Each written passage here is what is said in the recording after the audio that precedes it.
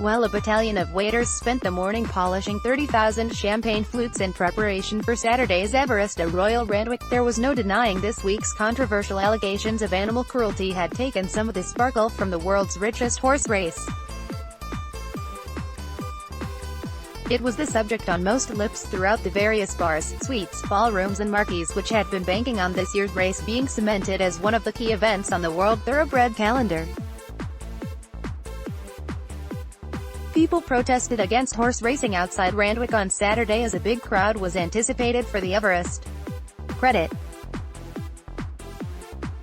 Steven Stewart. The Australian Turf Club had even signed a mega-buck deal to have US pop star Kelly Rowland to entertain the punters, 40,000 of whom were expected to turn up.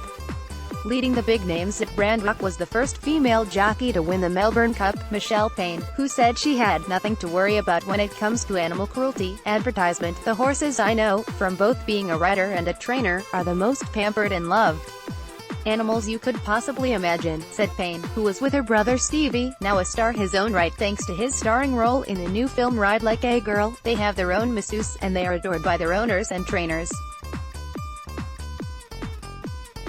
When something happens to them, I have seen firsthand how emotionally devastating it is for the people who care for them." But there was no denying the cloud of controversy hanging over the horse race since 7:30's explosive allegations, which included the wholesale slaughter of healthy thoroughbreds.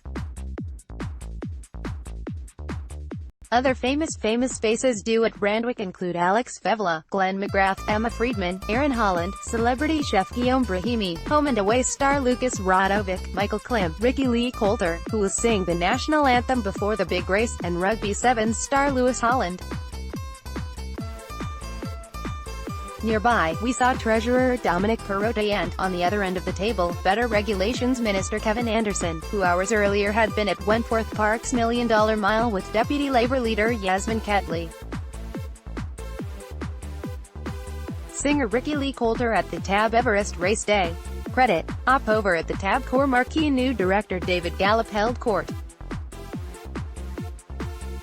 Chairwoman Paula O'Dwyer was there, as well as newish Liberal MP Natalie Ward with husband David Begg and Michelle Rowland, Shadow Minister of Communications. Andrew Honoré is a senior journalist and private Sydney columnist for the Sydney Morning